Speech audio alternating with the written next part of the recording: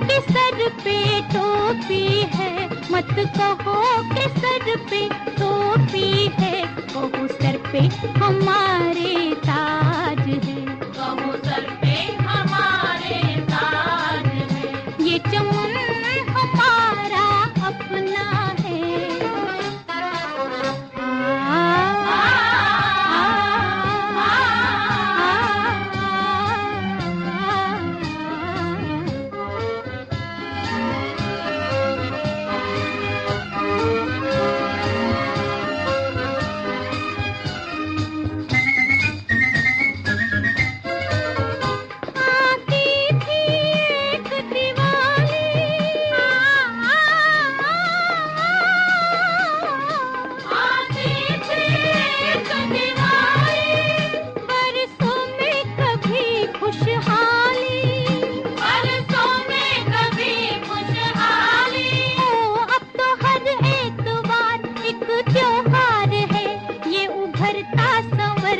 समाज है ये चमन हमारा अपना है, इस देश पे अपना राज है, मत कहो कि सर पे टोपी है, कहो सर पे हमारे ताज है, ये चमन हमारा अपना है।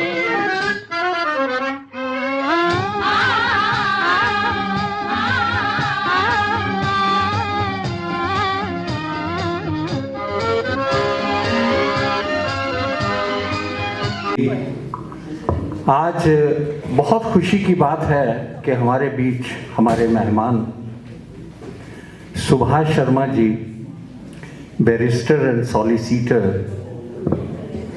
बहुत काम रहता है, बहुत लोग हमारे से पूछते हैं कि डॉक्टर सभरवाल, आपके कोई यहाँ के वकील, कोई एडवोकेट, कोई बैरिस्टर, कोई सॉलिसिटर आपको जानता हो? तो हमेशा इनका रेफरेंस देता हूँ, और जब वो इनसे मिल के आता है तो मुझे इतनी खुशी होती है कि जब भी वो मेरा नाम ले या हमारे क्लब का मीट एंड ग्रीट का काम ले तो ये बहुत ध्यान से अपनी पूरी टीम के साथ उसकी बात सुनते हैं और उसको पूरी तसल्ली देते हैं। उसके लिए जो काम करना होता है वो करता है, और जब बाद में वो पूछता है सर कितने पैसे, तो वो कहते हैं पैसे मैं बाद में ले लूँगा। बहुत अच्छा बिहेवियर है इनका। जो भी इनसे मिल के आया, मैं कहता हूँ कि वो हमेशा मुझे यही कहता है कि डॉक्टर सभरवाल, आपने बहुत एक हीरा चुना। पिछली बार इनको कहा था, लेकिन आपको ये पता है कि वकालत में मसरूफियत बहुत होती है। ये दो, उन पर कभी विश्वास नहीं करना चाहिए, एक पॉलिटिशियंस और एक वकील। कोई पता नहीं होता कि कब लास्ट में जब हमारे यहाँ 120 लोग आए हुए थे, बैठे हुए थे और इनका इंतज़ार कर रहे थे, इनका सेशन था, तो मुझे इनकी मजबूरी का एक मैसेज आ गया कि doctor Sabharwal, I am sorry, मैं बहुत मसरूफ़ हूँ, किसी कोर्ट में अपीयर होना है मुझे, तो मैं नहीं आ पाऊँगा। तो मैंने, आप लोगों ने पूरा सहयोग दिया। मैं आपका बहुत धन्यवाद करता हूँ कि आप अपना इतना कीमती समय निकाल के यहाँ आते हैं, हमारे सीनियर्स को गाइड करते हैं और बहुत अच्छे तरीके से गाइड करते हैं। डॉक्टर उमट अभी पिछले हफ्ते मुझसे कहने लगे कि मैं मिल के आया, मुझे इतना अच्छा लगा, इतना अच्छा लगा कि इन्होंने तो अपने बेटे की अभी शादी की थी, उसकी भी आप बधाई दीजिएगा। उसका डिब्बा उनको दिया मिठाई का, कहते ये भी आप मिठाई लेके जाइएगा। तो यहाँ तक जो है ये ऑनर करते हैं हमारे क्लब को, और मैं बहुत ही मशहूर हूँ, बहुत ही एहसानमंद हूँ कि जब मैं एक आवाज़ में जब बुलाता हूँ तो आते हैं। आज हमने इनको बुलाया एक बहुत इम्पॉर्टेंट चीज़ के लिए, जिसके लिए शायद हमें 1-2 सेशंस और रखने पड़ेंगे, बहुत लंबा टॉपिक है। 2 चीज़ें, एक है विल्स। पुराने ज़माने में हमारी संस्कृति में हमारा यही होता था कि जो ज़ुबान से मरते हुए किसी ने कह दिया, उसके वर्ड्स को ऑनर किया करते थे कि बापू जाते हुए ये कह गए थे और वही हमने करना है, बुजुर्ग हमारे ये कह गए थे। अंग्रेज़ों ने एक चीज़ दी कि आप क्यों नहीं इसको रिकॉर्ड करते कि आप क्या करना चाहते हैं। मैं अपनी प्रॉपर्टी को, जिसका मालिक हूँ, उसको मैं अपने तरीके से डिस्पोज ऑफ कर सकता हूँ जब मैं जिंदा हूँ, जिसको चाहूँ उसको दे सकता हूँ, या जो उसमें लीगल रिक्वायरमेंट्स है उसको कंप्लाई विद करके। लेकिन मैं अपनी प्रॉपर्टी को मरने के बाद भी लिख सकता हूँ कि ये मेरी प्रॉपर्टी इसकी, इसको दी जाए। आप क्या करना चाहते हैं, वो है विल्स। एक हम लोग यहाँ बैठे हुए हैं, हमारी बहुत सी प्रॉपर्टी इंडिया में पड़ी है, कहीं और पड़ी हुई है, वहाँ हम पर्सनली मैनेज नहीं कर सकते, लेकिन हम अपनी पावर जो मैं वहाँ पर कर सकता हूँ वो पावर ऑफ अटॉर्नी किसी अपने विश्वसनीय जिसके ऊपर मैं ट्रस्ट करता हूँ उसको पास ऑन कर सकता हूँ कि तुम मेरा बाजू बनके, मेरी कलम बनके मेरे बिहाफ पे ये एक्शन कर लेना, और वो भी एक लीगल है, that is called power of attorney. लेकिन आप कितनी पावर ऑफ अटॉर्नी देनी है, किस चीज के लिए देनी है? आपने कहा कि आप तो किराएदार रख लीजिए, उसने मकान ही बेच दिया क्योंकि आपने उसमें प्रॉपरली उसमें लिखा नहीं, किया नहीं। तो आप ये देखिएगा कि व्हाट इज विल्स, उसकी क्या कॉम्प्लिकेशंस होती हैं, क्या क्या चीजें हैं। Whenever there is a change in circumstances, you should change your will।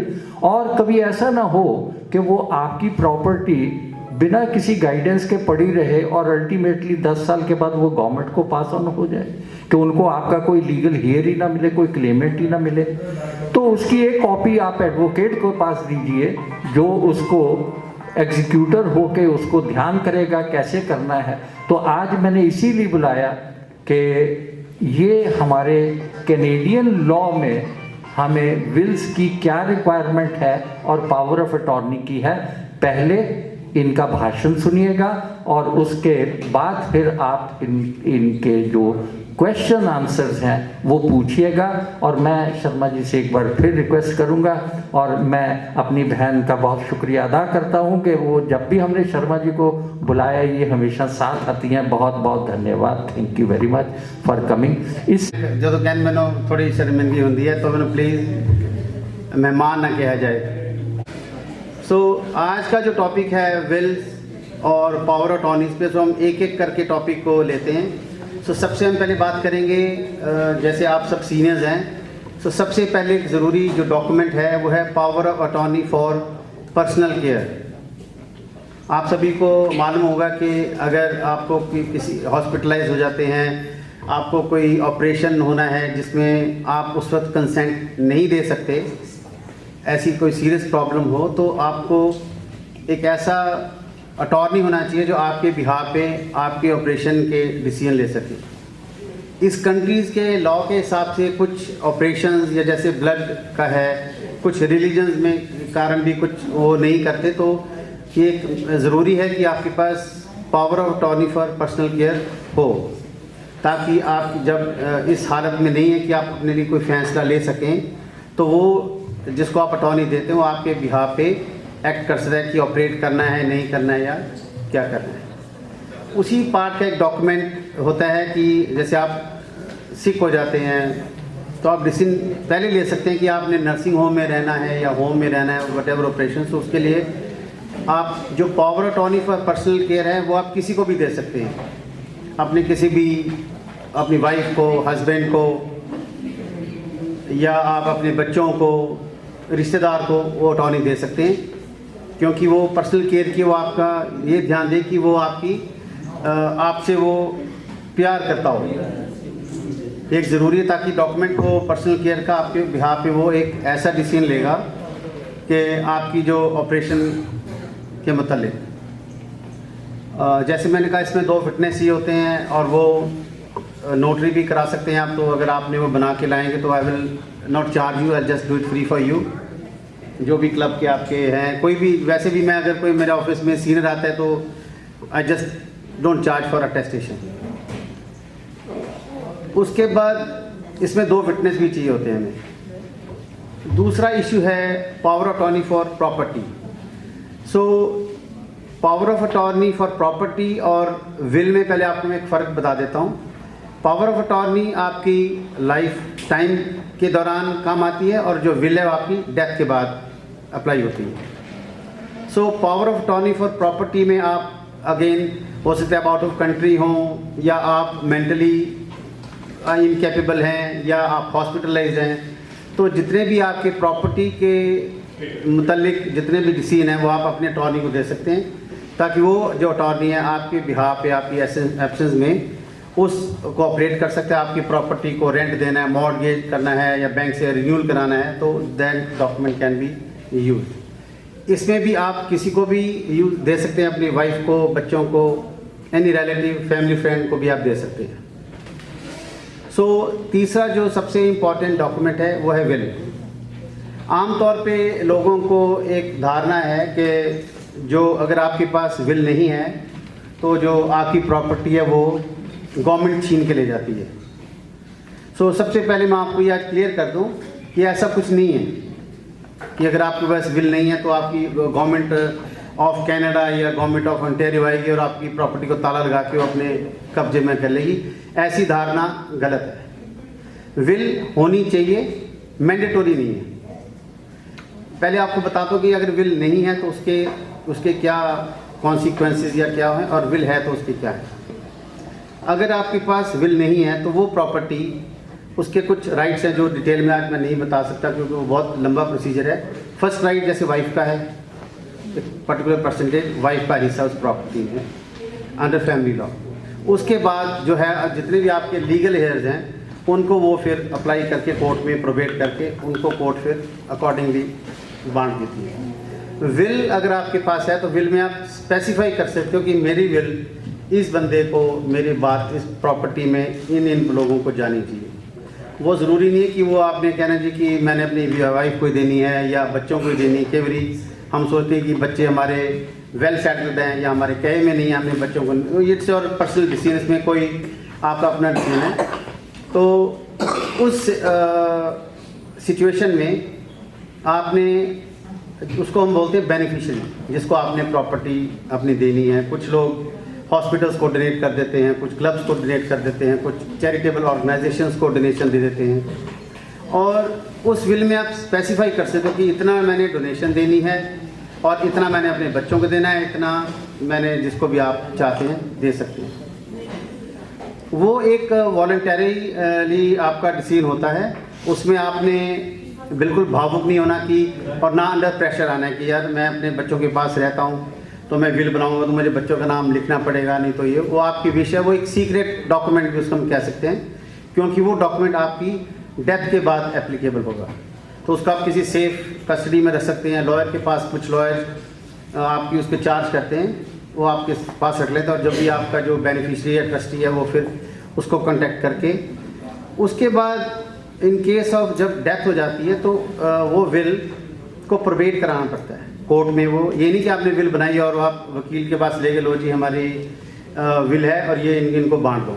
Again court में आपको फिर भी जाना पड़ेगा। उसकी एक प्रोबेट फीस होती है प्रॉपर्टी की वैल्यू के हिसाब से। तो जब आप वो पे कर देते हैं तो जितने भी जो बेनिफिशियरी हैं, इसमें एक होता है ट्रस्टी। सबसे इम्पॉर्टेंट पर्सन विल में ट्रस्टी होता है। अब ट्रस्टी कौन है? ट्रस्टी वो शख्स है, वो बेनिफिशियरी जिसको आपने प्रॉपर्टी देनी वो भी हो सकता है, ज़रूरी नहीं कि वो अलग हो। अगर 18 ईयर से अबव है तो वो ट्रस्टी जो बेनिफिशियरी है, मान लो मैंने अपने बेटे को प्रॉपर्टी देनी है, अपनी बेटी को देनी है, तो मैं उसको भी ट्रस्टी भी बना सकता हूँ। वो ज़रूरी नहीं कि वो डिफरेंट पर्सन है। लेकिन अगर आपके बच्चे छोटे 18 साल से कम हैं तो आपको ट्रस्टी अपॉइंट करना पड़ेगा। वो ट्रस्टी आपकी जो एप्लीकेशन है वो कोर्ट में एज ए प्रोबेट एप्लीकेशन डालेंगे, और इसमें 2 फिटनेस चाहिए।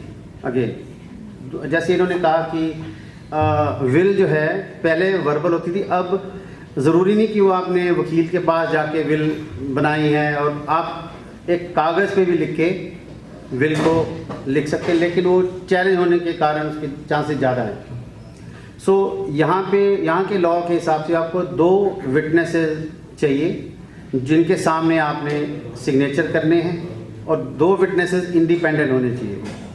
जो ट्रस्टी है या जो बेनिफिशियरी है वो विटनेस नहीं हो सकता।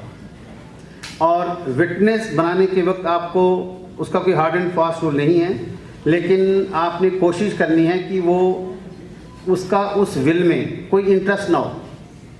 कल को आपकी डेथ के बाद वो बेनिफिशियरी को ब्लैकमेल कर सकते भैया मैं तो इतने पैसे लूँगा, नहीं तो मैं तो साइन मेरे नहीं है वटेवर। सो एक ऐसा जो आपका बहुत विश्वसनीय हो, उसी इंसान को चुने जो आपकी विल को विटनेस करे। उसके बाद फिर वो नोटराइज हो जाती है। अब एक जो इम्पोर्टेंट क्वेश्चन यहाँ उठता है कि विल आपने बना ली, क्योंकि मोस्टली लोग इंडिया से होंगे या पाकिस्तान से होंगे या साउथ एशियन, मुझे लगता है हम सभी इनके मेंबर हैं, तो उस हिसाब से जो ओंटारियो में आप विल बनाते हैं वो ओंटारियो लॉ के मुताबिक चलेगी और यहीं पे उसकी प्रोबेट होगी। लेकिन कुछ लोगों की प्रॉपर्टी इंडिया में है, पाकिस्तान में है, बांग्लादेश में कहीं भी है, तो आपके उनको उन्हीं लॉज के हिसाब से विल यहाँ भी बनानी है। सो मैं एग्जांपल, क्योंकि मैं इंडिया में भी मैंने 10 इयर्स प्रैक्टिस की है, तो मैं आपको उसका मोटा मोटा सा बता देता हूँ कि उसकी रिक्वायरमेंट्स क्या हैं। बाकी कंट्रीज़ का मुझे इतना ज्ञान नहीं है। सो यहाँ पे अगर आप सिटीज़न हैं कनाडा के या आप इंडियन नेशनल हैं, दो तरीके के लोग यहाँ होंगे ना। सो अगर आपने विल बनाई है और आप इंडिया की प्रॉपर्टी में उसको शामिल करना चाहते हैं विल में, तो आपको यहाँ पे कॉन्सुलेट जनरल से उसको अटैच कराना ज़रूरी है। अगर तो आप इंडियन नेशनल हैं, फिर आपको सीधा कॉन्सुलेट जाना है और दो जो विटनेस आपने चुने हैं वो साथ जाएंगे आपके। ये नहीं कि आप चले गए और को जी कि ये उनको दोनों विटनेसेस को भी आपके साथ वहाँ कॉन्सुलेट जनरल के सामने पेश होना है। उस विल को वो अटेस्ट कर देगा, फिर वो इंडिया में विल मान्य हो सकती है। अगर वो चैलेंज हो तो उसका तो कोई इलाज नहीं है। और अगर आप कैनेडियन नेशनल हैं, फिर आपको यहाँ पे मिनिस्ट्री ऑफ गवर्नमेंट सर्विसेज में जाना है पहले, वहाँ वो अटेस्ट करेंगे, फिर आपको वो एम्बेसी में कॉन्सुलेट जनरल के पास जाना है और दोनों में उस जो विटनेसेस हैं दोनों ही सिचुएशंस में उनको आपके साथ वहाँ पे मौजूद होना है। लेकिन अगर आपने यहाँ की प्रॉपर्टी है, फिर आपने लॉयर के सामने भी जो दो विटनेस हैं वो टेस्ट कर सकते हैं, और इन केस ऑफ डेथ तो जो लॉयर के सामने उन दो विटनेसेस ने साइन किए हैं तो वो ऑथेंटिकेटेड ही माने जाते हैं। उसको चैलेंज नहीं कर सकते कि वो विटनेस ये नहीं कह सकता कि मैं तो था नहीं, क्योंकि वो लॉयर ने उसको टेस्ट कर। सो ये मैंने आपको नटशेल तीनों डॉक्यूमेंट्स के बारे में बताया है।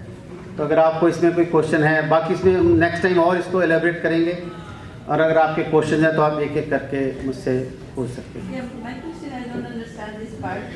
If the will is made over here at the time of distribution, okay, person is gone, so why it has to be probated again in the court? When you sign a will Yes. before a death of a person, that is not probated. अभी आपने will write किया है, Yeah, आपने no, it's done by the lawyer. Yeah. yes, it has been attested by the lawyer, 2 witnesses हैं, फिर उसमें एक probate fees होती है, जो भी प्रॉपर्टी है उसके ऊपर एक कोर्ट फीस होती है, वो आप वो फीस पे करेंगे तो वो विल स्टैम्प हो जाती है, प्रोबेटेड है। समटाइम्स आप But I thought they register it. The lawyer register it. नहीं ऐसा नहीं है, ये भी एक गलत धारणा है हमारे लोगों में। I heard that. No, actually क्या है, कभी भी ना मैं रोज़ सुनता हूँ एवरीडे हर मामले में, अगर चाहे पॉलिटिकल मामला है चाहे रिलीजियस मामला है, सब लोग कहते हैं वो कोई कह रहा था। तो आपने जब भी कोई क्वेश्चन हो तो जैसे आपने लॉयर के पास जाके उससे सलाह लेनी है। तो अब आपके साथ कोई बातें करे, उसको हो सकता है उसने बात कुछ और सुनी और आपने उसमें विल में जोड़ के आपको बात बता दी। सो विल लॉयर रजिस्टर नहीं कर सकता, वो सिर्फ आपको विल को बना सकता है, आपके विटनेसेस को वो अटेस्ट कर सकता है कि वो मेरे सामने उन्होंने साइन किए। वो फिर विटनेस उसको कल को मुकर नहीं सकता कि ये साइन जो है मैंने तो किए नहीं, राइट, क्योंकि लॉयर के सामने है। लॉयर ने उसकी आईडी चेक करके अपने सामने तीनों को जिसने विल बनाई है और दोनों विटनेसेस सभी एक ही टाइम मौजूद होने चाहिए। सो जैसे मैंने आपको कहा कि विल स्टोरेज कर सकते हैं लॉयर, तो कुछ लॉयर्स ने यहाँ पे शुरू की है कि आप अपनी विल उनको स्टोरेज में रखते हैं उनकी, क्योंकि वो सेफ्टी में रखेंगे, फिर उसकी जो कुछ फीस हो व्हाटएवर, आई डोंट नो उसका भी क्या प्रोसीजर है, बट रजिस्टर्ड नहीं करते lawyer. What is the difference between registered or not registered? Because I have 3, 2 boys and 1 daughter. I made the will already, so they are equal part. equal shareholder in every property here or India, anywhere. So there is any need still? My lawyer says there is no need. Something happened to me because I'm 85 and there is no problem. He said everything go by your case. This is right. First my wife. अगर मैंने Then after that it goes to my case. अगर मैंने आपको शुरू में अगर मेरी बात आपने ध्यान दिया हो तो मैंने यही कहा था कि अगर आपके पास विल नहीं है तो ये ज़रूरी नहीं कि वो प्रॉपर्टी गवर्नमेंट ले जाएगी, राइट? तो वो प्रॉपर्टी स्टिल आपके लीगल हेयर्स को जाएगी। According to family law certain percentage wife को जाता है, उसके बाद लीगल हेयर्स जितने भी हो, बच्चे हैं या जितने भी लीगल हेयर्स हैं उसमें से तो सबको इक्वली डिस्ट्रीब्यूट हो। और जो आपके लॉयर ने आपको सही सलाह ही दी होगी, लेकिन अगर आपके पास विल नहीं है तब भी आपको कोर्ट में एप्लीकेशन डालनी पड़ेगी। ये नहीं कि आप जैसे आप मैंने ये भी कहा था अभी कि आपने विल बना दी और वकील के पास ले गए, लो जी हमारी ये विल है, हम ये 5 बंदे हम ये बांट दो, तो वो नहीं कर सकते। Again you have to go to court for that. नहीं, आपने नहीं जाना, जो आपके लीगल जाना है, क्योंकि या विल तो एप्लीकेबली डेथ के बाद होगी ना, आपकी ज़िंदगी तो आप विल को यूज़ भी नहीं कर सकते। तो आपके लीगल हेयर्स भी उसको लेके जाएंगे कोर्ट में कि we are the legal heirs, तो अकॉर्डिंगली हम इसके जो हैं ऑथराइज हैं, प्रॉपर्टी हमारे नाम की है।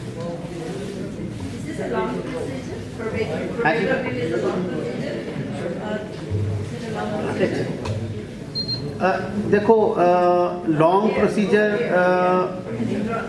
आज तक अभी तक तो नहीं है, क्योंकि अभी जो पेंडेंसी इतनी नहीं है, लेकिन कोर्ट के अगर आप पूरी फाइल बना के कोर्ट में प्रेजेंट करते हैं और वो चैलेंज नहीं होती, ये भी हो सकता है कि आपने विल बनाई और किसी ने चैलेंज कर दी की है, तो जिसमें तो यहाँ पे तो जैसे कुछ जो इस कंट्री की बात कर रहा हूँ, इंडिया में भी आई डोंट नो, कई बच्चे जैसे आपके बच्चे होते हैं लेकिन किसी और लेडी से हैं या कुछ आउट ऑफ द मैरिज हैं, तो वो भी आके क्लेम कर सकते हैं कि यार मैं भी इनका बच्चा हूँ और मुझे इन्होंने पहले बच्चों ने ज़बरदस्ती साइन या वट, अगर वो चैलेंज होगी it's a long procedure, otherwise will probate is एक तो Sharma thank you very much कि मैंने पावर ऑफ अटॉर्नी आपसे साइन करवाई and I have send it to India भेजी। There are 3 problems. Number 1, they say it has expired after 3 months। Number 2, they say that signature, the main page for signature was done in the High Commission. The last page they say the signature has to be done. And number 3, this power of attorney is validity till what time? Okay, so again जैसे Indian आपने Indian law की बात की, तो पहली बात तो I am not authorise to give any advice on Indian laws, क्योंकि आई एम अंटेरियो लॉयर, तो मैं आपको अंटेरियो के लॉज के बारे में डिटेल दे सकता हूँ।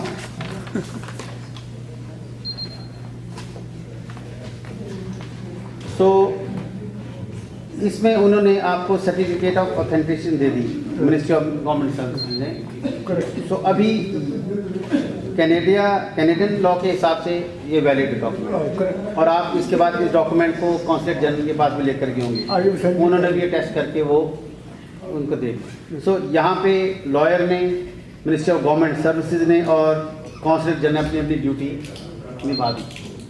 अब वो डॉक्यूमेंट इंडिया उसको किस तरीके से, क्योंकि मतलब अगेन आई शुड नॉट से ऑन दिस स्टेज कि कुछ करप्शन लेवल भी हो सकता है कि भैया आपकी जो विल इसमें तो कॉन्सुलेट जनरल ने आपकी में साइन ही नहीं किए, तो वो उसके बारे में मैं आपको नहीं कह सकता। नहीं, साइन सब कुछ everything perfect you have seen it. हाँ जी, आई कैन शो यू। नहीं, मैं जो आपका ये डॉक्यूमेंट है ना, I can see from here कि इसमें मिनिस्ट्री ऑफ गवर्नमेंट सर्विसेज ने भी टेस्ट कर दिया और अब कॉन्सुलेट जनरल ने भी किया। अब इंडिया में उसको अगर कोई नहीं माना तो वो आप वहाँ पे जाके जो अथॉरिटी उसको नहीं मान उसके साथ आप लड़ना है, आर्ग्यू करना है या प्रूव करना है कि ये सही है। Number 2, this power of attorney can it be cancel? Yes, अगर पावर ऑफ अटॉर्नी कैंसिल करने के लिए आपने जिस जुरिस्डिक्शन में वो भेजी है, मान लो आपने पंजाब के किसी डिस्ट्रिक्ट में, मान लो पटियाला डिस्ट्रिक्ट में आपने वो भेजी है, तो उस डिस्ट्रिक्ट में आपको कैंसिल, यहाँ से कैंसिलेशन बना के जो पावर ऑफ अटॉर्नी फॉर बनती है, सेम प्रोसीजर उसका कैंसिलेशन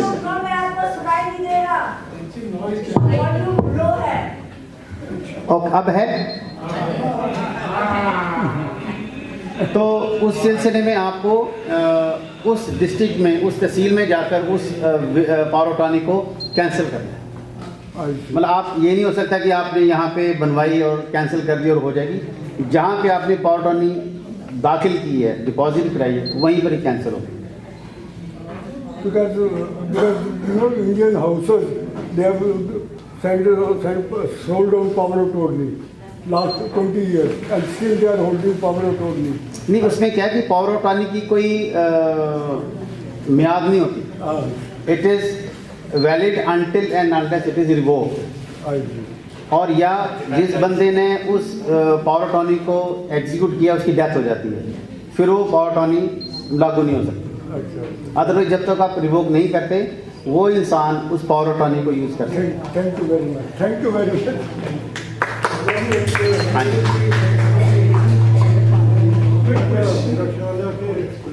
ਕਰਦੇ ਹੋ ਕਿ ਜਿਹੜੀ ਪਾਵਰ ਆਫ ਅਟਾਰਨੀ ਤੁਸੀਂ ਇੰਡੀਆ ਭੇਜਣੀ ਹੈ, ਹਾਂਜੀ ਉੱਥੇ ਤੁਹਾਨੂੰ ਜਾ ਕੇ ਡੀਸੀ ਆਫਿਸ ਰਜਿਸਟਰ ਕਰਾਉਣੀ ਪੈਂਦੀ ਆ। ਅਗਰ ਤੁਸੀਂ ਰਜਿਸਟਰ ਨਹੀਂ ਕਰਾਉਂਦੇ ਤਾਂ ਉਹ ਪਾਵਰ ਆਫ ਅਟਾਰਨੀ ਨਹੀਂ ਚੱਲੇਗੀ। ਇਹ ਬਹੁਤ ਜ਼ਰੂਰੀ ਆ। जिमें इन्होंने कहा ना कि 3 महीने बाद या 6 महीने बाद उन्होंने कहा कि पावर ऑफ अटॉर्नी आपकी अब एक्सपायर हो गई, तो जैसे लिदर साहब ने कहा है आपको लॉयर से बनवाई यहाँ पर, फिर आप मिनिस्ट्री ऑफ गवर्नमेंट सर्विसेज में गए, फिर आप काउंसलेट जनरल में गए, फिर वहाँ पे इंडिया में भी कुछ डिपार्टमेंट्स हैं, वो आप चेक कर लें उनकी वेबसाइट से, वहाँ भी अटैच करानी है। अदरवाइज़ वो ये कह सकते हैं कि ये तो 3 महीने आप या 6 महीने वट एवर द टाइम आपने अपने पास रखी और इसको आपने साइन नहीं कराए, अब ये वैलिड नहीं है। हाँ जी, हाँ जी, आप खड़े हो जाएंगे तो अच्छा है, फिर बैठ जाना ताकि फिर मुझे कई बारी। हाँ जी, Is there any complication if one of the legal heirs is not a resident or citizen of Canada for Canadian pass? जो बेनिफिशरीज हैं, Beneficiary आपका जो the person who is named in the will is not residing in Canada. उसमें ऐसा है कि अगर तो विल ज़रूरी नहीं है कि वो बंदा या वो पर्सन यहाँ पे मौजूद होना चाहिए, वो एनीवेयर इन द वर्ल्ड हो सकता है। मतलब आपका मान लो जो आपका बेनिफिशियरी वो इंडिया में है, बट अकॉर्डिंग टू लॉ फिर उसके नाम प्रॉपर्टी यहाँ पे ट्रांसफ़र होगी। वो ट्रस्टी जो है वो यहाँ का होना चाहिए, ओंटारियो का, ताकि वो कोर्ट में आपकी प्रोबेट एप्लीकेशन डाल के, बेनिफिशियरी कहीं का भी हो सकता है। बेनिफिशियरी की वो नहीं है कि वो किसी भी पार्ट ऑफ द वर्ल्ड हो सकता है। हाँ जी, हो सकता है मैं ये रिपीट कर रहा हूँ क्वेश्चन। कोई बात नहीं। है पहला कि ये विल प्रोबेट है, ये क्या है? नंबर वन इसकी क्या क्या रिक्वायरमेंट्स है, और तीसरा अगर ये विल प्रोबेट नहीं होती विल के साथ तो क्या डिसएडवांटेज? ओके, जो आपका नंबर 1 क्वेश्चन है, प्रोबेट एक कोर्ट प्रोसीजर है। जब भी आपने एक विल एग्जीक्यूट की, आपने उसमें ट्रस्टी का नाम लिखा, ये ट्रस्टी है, ये बेनिफिशरीज हैं, तो वो ट्रस्टी कोर्ट में एक एप्लीकेशन फाइल करता है to get that will probated. Court की इसके ऊपर अगर हम उसको सरल भाषा में बोलें तो कोर्ट की स्टैंप लगे कि ये विल वैलिड है, और इसमें जो भी बेनिफिशरीज हैं उनको ये चीज़ जो उनकी जिस लोगों को उसने प्रॉपर्टी, पर्सनल प्रॉपर्टी या कोई भी प्रॉपर्टी है, उसके हिसाब से उसको बांटी जा सकती है। नंबर 2 आपका क्वेश्चन था कि सॉरी क्या था दूसरा क्वेश्चन आपका? रिक्वायरमेंट क्या क्या है? रिक्वायरमेंट आपके पास ओरिजिनल विल होनी चाहिए, और ट्रस्टी, जैसे ट्रस्टी में थोड़ा अभी ऐड कर देता हूँ कि ट्रस्टी हम 1 या 2 और काफ़ी भी रख सकते हैं। ज़रूरी नहीं कि एक ही ट्रस्टी होगा कि आपका ये आपने एक बंदा ट्रस्टी अपॉइंट कर दिया, 1, 2, 3 भी हो सकते हैं। उनको आप लिख सकते हैं कि ये कलेक्टिवली एक्ट करेंगे, या अगर एक नहीं कर सकता तो दूसरा एक्ट कर सकता है, या दूसरा नहीं तो तीसरा एक्ट कर सकता है। सो उन्होंने वो एप्लीकेशन को कोर्ट में उन्होंने उसको दाखिल करना है विल ओरिजिनल को, और उसकी प्रोबेट फीस है वो उसके बाद तय होगी कि प्रॉपर्टी की वैल्यू कितनी है। मतलब उसमें आपने समटाइम्स लिखते हैं कि भाई कितनी भी प्रॉपर्टी ओंटारियो में कहीं भी हो, मान लो उसकी मिलियन वैल्यू है, 2 मिलियन है, तो आपने उसकी वैल्यू लिखनी, उस हिसाब से वो कोर्ट प्रोबेट फीस आपने कोर्ट में डिपॉजिट कर लेंगे। It's like a तीसरा, percentage. विल प्रोबेट नहीं है तो डिसएडवांटेजेस क्या है? विल प्रोबेट नहीं है तो जो भी प्रॉपर्टी आपने ट्रांसफर, ओके, यहाँ पे एक रियल एस्टेट मैटर मैं आपको और ऐड कर देता हूँ। अगर प्रॉपर्टी हस्बैंड वाइफ के नाम पे है, सिर्फ हस्बैंड एंड वाइफ के नाम पे है, तो वो as a joint tenant property के मालिक माने जाते हैं। जॉइंट टेनेंट का मतलब है कि अगर किसी भी को कुछ हो गया, एक को, तो दूसरा जो स्पाउस है वो कोर्ट लॉयर के पास जाके ऑटोमेटिकली सर्वाइवरशिप एप्लीकेशन डालकर वो अपने दूसरे जो अभी अलाइव है उसके नाम पे हो सकती है। उसमें ना विल की ज़रूरत है ना प्रोबेट की ज़रूरत है। जो आपने कहा कि जो विल है अगर प्रोबेट ना करें, तो इसका आंसर थोड़ा कॉमन सेंस ही दे सकता हूँ कि भैया ये विल पड़ी है तो पड़ी है, जब आपको ज़रूरत होगी तो कोर्ट में इसको प्रोबेट करा लेना और प्रॉपर्टी ट्रांसफ़र करा लेना, अगर इसमें और लोग शामिल हैं। Thank you. हाँ जी। I have a will with two witnesses. One of the witnesses just died. Is it still valid? Yes, it's still valid. जैसे मैंने आपको पहले कहा कि जो यहाँ पर विल्स हैं, विल जब बनती है तो आप लॉयर के पास जाते हैं, उसमें दो विटनेसेस एफिडेविट देते हैं। उसमें एफिडेविट लगता है दोनों विटनेसेस का कि both witnesses have signed in the presence of each other and in the presence of जिसने विल एग्जीक्यूट की। सो वो एफिडेविट ही कोर्ट में लगना है। यहाँ पे उन्होंने वो जिंदा है या जिंदा नहीं है, कोर्ट को इससे मतलब नहीं है। कोर्ट में आपने जब विल लगाई उसके साथ एफिडेविट लग गए, कोर्ट ने उनको नहीं पूछना कि वही विटनेसेस को लेके आओ। हाँ, अगर विल चैलेंज हो जाती है, फिर थोड़ा मैटर कॉम्प्लिकेटेड हो सकता है वो, लेकिन वो मतलब उसके चांसेस या हाँ जी। Are the beneficiary and the executor the same person or you have to be different person? सबसे पहले एग्जीक्यूटर, ट्रस्टी और बेनिफिशियरी में तीनों का डिफरेंस आपको बता देता हूँ। एग्जीक्यूटर है जिसने विल बनाई है, तो जिसने विल बनाई है वो और बेनिफिशियरी सेम नहीं हो सकता, क्योंकि एग्जीक्यूटर तो मर ही गया, उसको तो उसने तो किसी और को देनी है। सो ट्रस्ट, मैंने पहले भी कहा था, ट्रस्टी और बेनिफिशियरी सेम हो सकते हैं।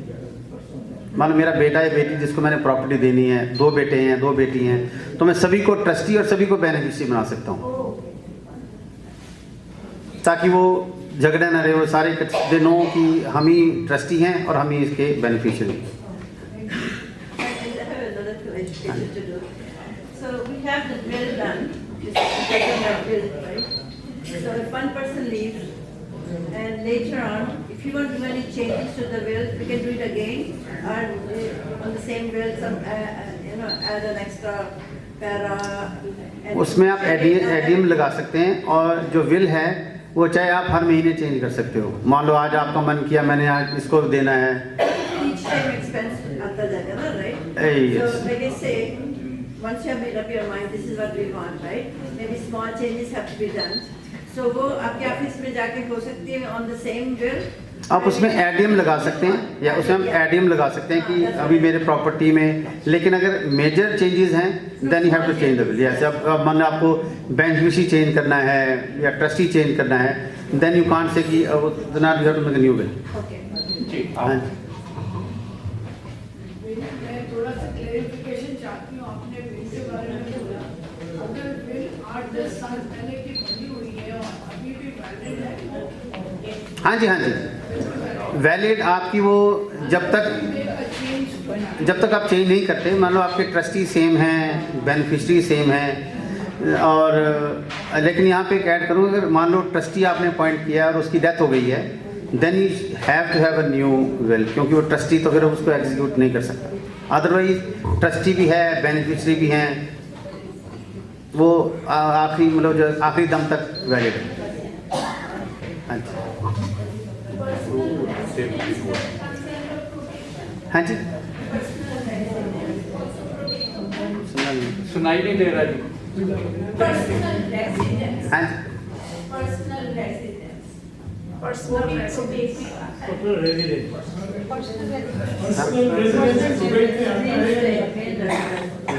ओके, आप थोड़ा अगर मैं आ जाता हूँ आपके पास या आप देखिए, मैं इनको अगली बार फिर बुलाना चाहता हूँ ताकि और डिटेल में, जैसे इन्होंने पूछा कि विटनेसेस का, इसका बड़ा एक सिंपल सा है। विटनेसेस किस लिए होते हैं कि एग्जीक्यूटर ने मेरे सामने साइन किया और हम दोनों विटनेसेस ने एक दूसरे के सामने साइन किया, हमारी प्रेजेंस में साइन हुआ, बस ये इतनी रेलेवेंस होती है। उसके बाद उसका कोई मतलब नहीं। बहुत से क्वेश्चंस हैं, बहुत क्लैरिफिकेशंस चाहिए, उसके बावजूद भी ये जो झमेला है कभी सॉल्व नहीं होता।